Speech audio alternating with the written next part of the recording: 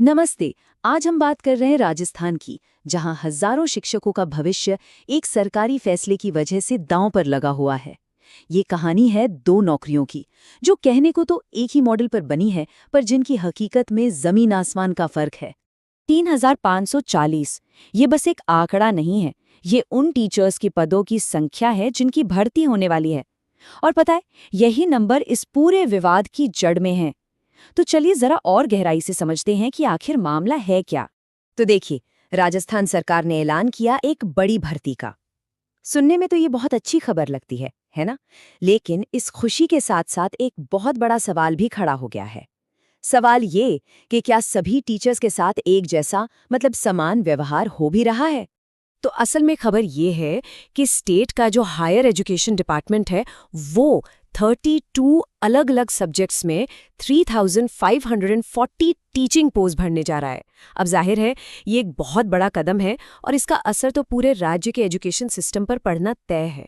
जैसा मैंने कहा, पहली नज़र में तो ये बहुत ही बढ़िया खबर है ना? मतलब इतने सारे पदों पर भर्ती हो रही है। लेकिन इस कहानी में एक पेंच है, एक बहुत बड़ा ट्विस्ट। ये जो भर्ती है, ये परमानेंट नहीं है, बल्कि कॉन्ट्रैक्ट पर है। और बस यहीं से सारी कंफ्यूजन, सारी बहस शुरू हो जाती है। अच्छा, अब इस पूरे मामले को ठीक से समझने के लिए हमें दो सरकारी सोसाइटियों को जानना होगा। एक है राजमेस और दूसरी है राजसेस।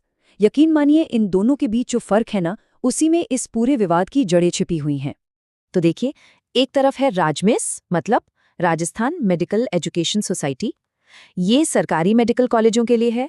और दूसरी तरफ है राजसेस, जो हायर एजुकेशन कॉलेजों के लिए बनाई गई है। अब सबसे जरूरी बात पर आते हैं।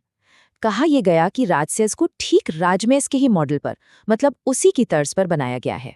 तो फिर एक सीधा सा सवाल दिमाग में आता है कि नहीं, कि अगर एक सोसाइटी को दूसरी के मॉडल पर ही बनाया गया है, तो फिर दोनों में जो नौकरियां मिल रही हैं, उनकी शर्तें भी तो एक जैसी होनी चाहिए या नहीं?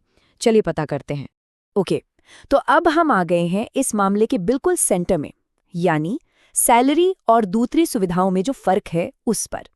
और यहीं से ये कहानी दो बिल्कुल अलग अलग रास्तों पर मुड़ जाती है। अब जरा इस सीधी तुलना पर नजर डालते हैं। देखिए, एक तरफ है राजमेस के शिक्षक, जिन्हें नियमित वेतनमान मिलता है, पदोन्नति मिलती है, दूसरे भत्ते मिलते हैं और रिटायरमेंट के लाभ भी।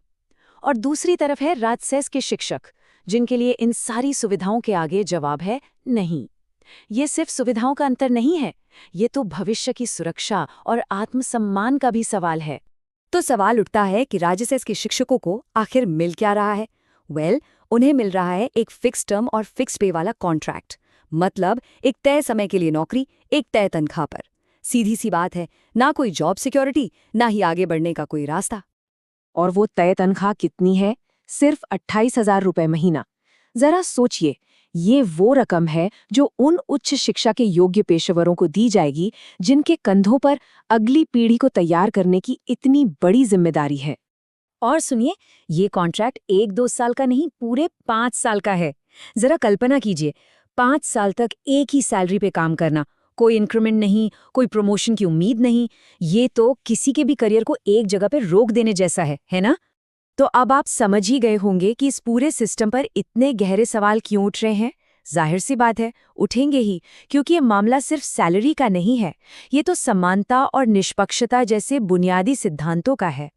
तो मुद्दा अब तक बिल्कुल साफ हो चुका है। सरकार की दो सोसाइटियां, दोनों एक ही नींव पर बनी हैं, लेकिन जब टीचर्स को नौकरी देने की बात आई, तो उनके लिए दो बिल्कुल अलग अलग दुनिया बना दी गईं। और यही फर्क समानता के उस वादे पर सवाल उठाता है, जिसकी उम्मीद हम किसी भी सरकारी संस्था से करते हैं। और ये पूरा मामला हमें एक और भी बड़े और जरूरी सवाल पर लाकर खड़ा कर देता है। क्या ये कहानी सिर्फ राजस्थान तक ही सीमित है, या फिर ये पब्लिक एजुकेशन में कॉन्ट्रैक्ट पर नौकरी देने के एक बड़े ट्रेंड का हिस्सा है?